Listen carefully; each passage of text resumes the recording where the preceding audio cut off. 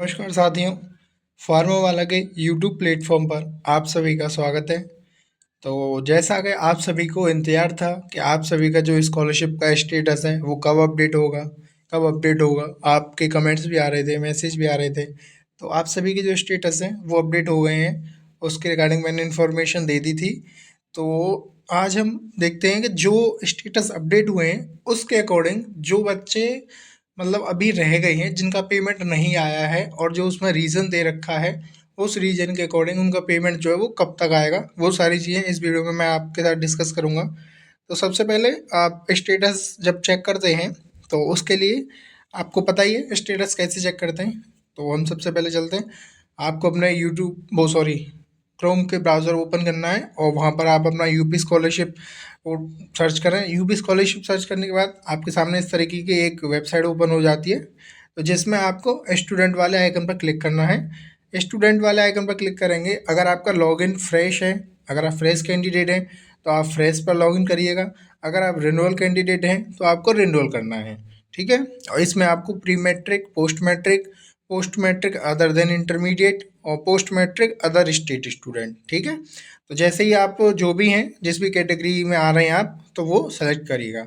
हमारा जैसे post matric other than inter student आता है, तो इस पर हम जैसे ही क्लिक करेंगे तो हमारे सामने एक और नया इंटरफेस ओपन हो जाता है, जिसमें इस तरीके का आपको लॉगिन के लिए मांगता है। आपको यहाँ पर अपना रजिस्ट्रेशन नंबर दर्ज करना है, यहाँ पर आपको अपना OTR करना है, पासवर्ड वेरिफिकेशन करिए।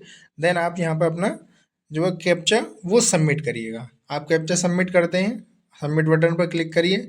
सबमिट बटन पर क्लिक करेंगे तो आपके सामने आपका जो है स्टेटस वो ओपन होके आ जाता है, जिसमें आपको जिसमें आपको जो है इस तरीके का ऑप्शन मिलेगा, जिसमें यहाँ पे आप अपना रजिस्ट्रेशन नंबर, आपकी शिक्षण संस्थान कौन सी है, जाति क्या है, नाम क्या है, पिता का नाम, डेट ऑफ बर्थ, ये सारी चीज़ें यहाँ पर आपको शो हो जाती हैं। ठीक है, तो अब आप स्टेटस जो ये 3 डॉट है इस पर जैसे ही आप क्लिक करेंगे तो आपके सामने आपका जो स्टेटस है वो ओपन हो जाता है इस तरीके से।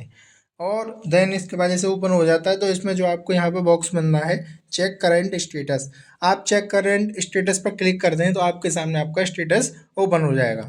आपका जो स्टेटस है वो ओपन हो जाता है। स्टेटस ओपन होने के बाद जो अब स्टेटस आ रहे हैं वो इस तरीके से शो हो रहे हैं, जिसमें आपका जो OTR है वो आपका कंप्लीट हो चुका था, रजिस्ट्रेशन नंबर वो भी आपका कंप्लीट है, फाइनल सबमिशन वो भी कंप्लीट है।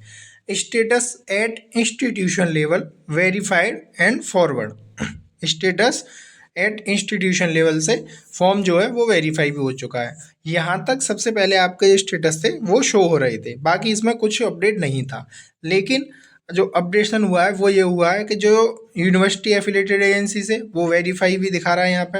Data level after scrutiny with reason, यानी आपका कोई भी स्क्रूटनी आया हो, आपका कोई भी करेक्शन हुआ हो, वो करेक्शन भेज दिया है या नहीं, तो वो वहाँ से वेरीफाई हो गया या नहीं। अगर वेरीफाई हो गया तो यहाँ पर करेक्ट लिखा आ रहा है। ठीक है, उसके बाद वेरिफिकेशन होता है PFMS का।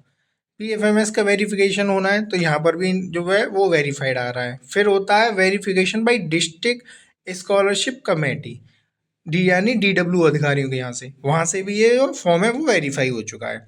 अब हम बात करते हैं जो पेमेंट स्टेटस, जो बच्चों को मतलब इसका बहुत इंतजार था कि जो हमारा पेमेंट स्टेटस है उसमें क्या लिखा रहा है, हम कैसे पता करें हमारा जो पैसा है वो कब तक आएगा। तो इसमें साफ लिखा हुआ है, जैसे इनका लिखा है कि scholarship of ₹3000 and fees reimbursement of ₹5000 disbursed in your Aadhaar based bank account और बैंक अकाउंट। ठीक है, तो इनका जो पेमेंट है यानी टोटल इनका पेमेंट हो गया ₹8000। तो ₹8000 इनका जो पेमेंट है वो इनका भेज दिया गया है, और वो भेजा कब है उसकी डेट भी मेंशन है, 22/3/2026 को, यानी 22 मार्च 2026 को जो है इनका पेमेंट भेज दिया गया है।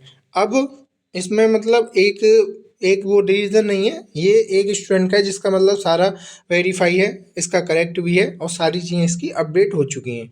ठीक है, दूसरे स्टेटस में दिखाऊँ आपको, तो दूसरे स्टेटस में हम बात करें तो जो इनकी फ़ीस है, क्लेम फ़ीस वो सारी बिल्कुल ठीक है, ₹41,000।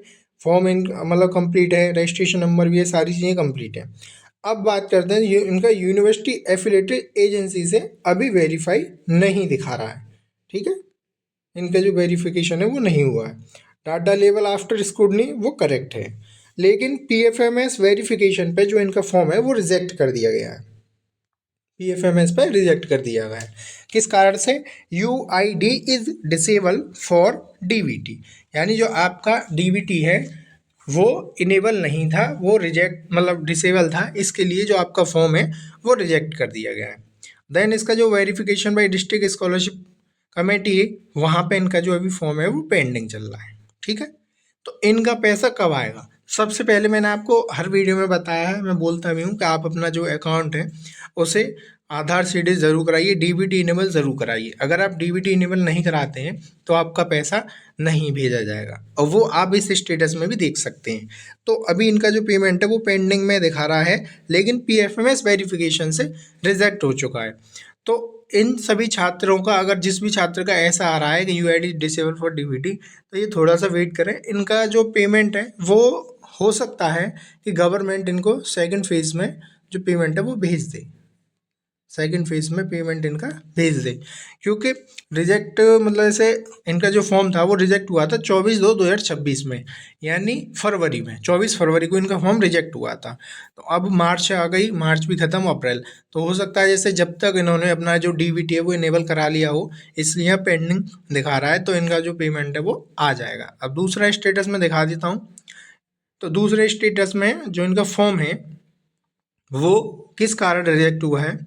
वो रिजेक्ट हुआ है self income certificate used by student, यानी अपना खुद का इनकम सर्टिफिकेट इस स्टूडेंट ने लगाया था, जिसके कारण जो है इसका फॉर्म वो रिजेक्ट हो गया है। और ये चीज़ मैंने आपको पहले भी बताई थी कि जितने भी स्टूडेंट हैं जिन्होंने अपना इनकम सर्टिफिकेट लगाया है वो सभी उसे चेंज कर लें। अगर वो उसे चेंज नहीं करते हैं तो उनका फॉर्म जो है वो रिजेक्ट हो जाएगा और उनका पैसा नहीं भेजा जाएगा।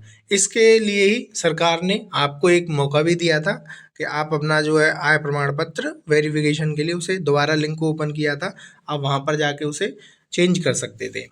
तो इस कारण इस बच्चे का जो पैसा है वो नहीं आएगा, ठीक है। दूसरा जो स्टेटस है जिसमें इनकी सारी चीज़ें ठीक हैं, लेकिन इनका जो मेन ब्लॉक्ड बाय डिडक्टेड, जिसका जो है बिलो 60।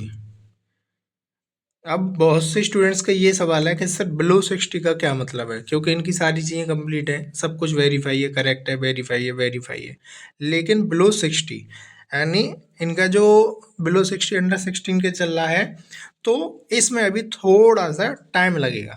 ये सारी चीज़ें आपको अभी मतलब आप ज़्यादा परेशान ना हो कि सर हमारा इस तरीके का स्टेटस आ रहा है तो हमारा पैसा आएगा या नहीं।